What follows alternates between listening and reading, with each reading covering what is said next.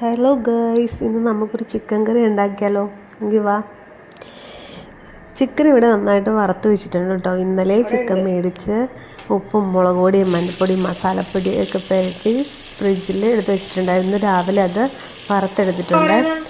ആ ഒരു എണ്ണയിലേക്ക് തന്നെ ഇഞ്ചിയും വെളുത്തുള്ളിയും പച്ചമുളകും സവാളയും കറിവേപ്പിലയൊക്കെ ഇട്ട് നന്നായിട്ട് വഴച്ചെടുക്കണം കേട്ടോ. അപ്പോൾ ഏകദേശം ഒന്നും വാടി വന്നപ്പോൾ അതിലേക്ക് ഉപ്പും മഞ്ഞൾപ്പൊടിയൊക്കെ ഇട്ട് ഒന്ന് ഇളക്കി കൊടുക്കുവാണേ. സവാളയിലേക്ക് ഉപ്പ് പിടിക്കാൻ വേണ്ടിയിട്ട്, ഉപ്പും മഞ്ഞൾപ്പൊടിയൊക്കെ പിടിക്കാൻ വേണ്ടിയിട്ട് നന്നായിട്ട് ഇട്ട് ഇളക്കി കൊടുക്കുവാണ് കേട്ടോ. അപ്പോൾ ഏകദേശം ഈ ഒരു വാടലായിട്ടുണ്ട്. നന്നായി ഇളക്കി കൊടുക്കുക. ഇപ്പോൾ ഞാൻ കുറച്ച് വെളുത്തുള്ളി അല്ലാണ്ട് തന്നെ ചതച്ച് വെച്ചിട്ടുണ്ട്, അതും കൂടെ ഇട്ട് കൊടുക്കണം കേട്ടോ. നന്നായിട്ട് ഇളക്കി കൊടുക്കുക. ഇനി അതിലോട്ട് ഇപ്പോൾ ഏകദേശം വാടി വന്നിട്ടുണ്ട്. ഇനി നമ്മുടെ തക്കാളി കണ്ടിച്ചതും കൂടെ ഇട്ട് കൊടുക്കുക കേട്ടോ. എന്നിട്ട് തക്കാളി നന്നായിട്ട് വഴറ്റി കൊടുക്കുക. ഇപ്പോൾ ഏകദേശം തക്കാളി വാടിയിട്ടുണ്ട്. ഇനി ഒരു 2.5 സ്പൂണ് മുളക് പൊടി ഇട്ട് കൊടുക്കാം. അതിനുശേഷം നമ്മുടെ ചിക്കൻ മസാലയാട്ടോ ഇടുന്നത്. അതൊരു 3 സ്പൂണോളം അതിടണം. എന്നിട്ട് പച്ചമണം മാറുന്നത് വരെ ഇളക്കി കൊടുക്കാം.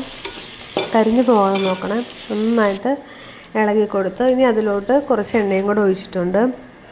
ഇനി ഞാൻ നമ്മുടെ പൊടിച്ചു വെച്ചിരിക്കുന്ന ഗരം മസാലപ്പൊടിയും കൂടെ ഇട്ട് കൊടുക്കുവാണ്. ഞാൻ വറുത്ത് പൊടിച്ചു വെച്ചിരിക്കുന്നതാണ്. ഇനി അതിലോട്ട് ചൂടുവെള്ളം അല്ലെങ്കിൽ പച്ചവെള്ളം ഒഴിച്ചു കൊടുക്കാം. ഇനി അതൊന്ന് നന്നായിട്ട് ഇളക്കി കൊടുത്തിട്ട് ഒന്ന് തിളയ്ക്കുമ്പോഴത്തേക്കും നമുക്കൊന്ന് മൂടി വെച്ച് കൊടുക്കാവേ. നന്നായിട്ട് ഇളക്കി കൊടുത്തിട്ട് ഒന്ന് മൂടി വെച്ച് കൊടുക്കാം. ഒരു 5 മിനിറ്റോളം ഇരുന്ന് തിളയ്ക്കണം. ഇപ്പോൾ ഏകദേശം തിളച്ചിട്ടൊക്കെ ഉണ്ട്. ഇനി നമ്മൾ വറുത്ത് വെച്ചിരുന്ന ചിക്കൻ ഇട്ട് കൊടുക്കാം. എന്നിട്ട് ചിക്കനിലോട്ട് ഈ മസാലയൊക്കെ പിടിക്കാൻ വേണ്ടി നന്നായിട്ട് ഇളക്കി കൊടുക്കാം.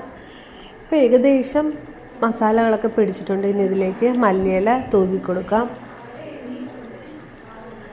ഇനി ഇത് മൂടി വയ്ക്കാം. ഒരു 5-10 മിനിറ്റ് അവിടെ ഇരുന്ന് വറ്റട്ടെ. ഇതാ നമ്മുടെ ചിക്കൻ കറി ഇവിടെ റെഡി ആയിട്ടുണ്ട്. ഇത് അപ്പത്തിൻ്റെ കൂടെയോ ചോറിൻ്റെ കൂടെയൊക്കെ കഴിക്കാൻ നല്ല രുചിയാട്ടോ. വറുത്തരച്ച ചിക്കൻ കറി പോലെയാട്ടോ ഇരിക്കുന്നത്. എൻ്റെ വീഡിയോ ഇഷ്ടമായാൽ ലൈക്ക് ചെയ്യാനും ഷെയർ ചെയ്യാനും സബ്സ്ക്രൈബ് ചെയ്യാനും നിങ്ങളുടെ വിലപ്പെട്ട അഭിപ്രായങ്ങൾ കമൻറ്റുകളിൽ അറിയിക്കാനും മറക്കരുത് കേട്ടോ. അപ്പോൾ ബൈ.